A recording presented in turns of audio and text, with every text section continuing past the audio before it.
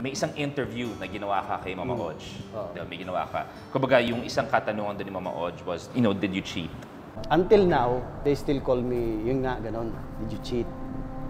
Pero siguro kung i-review natin yung interview niya sa'yo, si Miss Grace, it came from her own mouth na we were no longer together. Divorce was already in process. But she wasn't expecting na makakahanap ako ng iba. Ngayon, Luis Manzano, tatanungin kita, you have to be honest. Okay. Sa pagmumukha kong to, sa tingin mo, hindi ako makakahanap.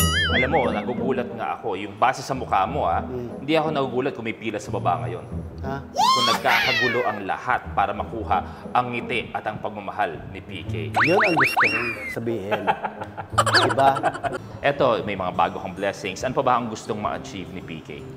Siguro ngayon, ang gusto ko lang ma-achieve is new family, my baby, at saka syempre yung mga anak ko.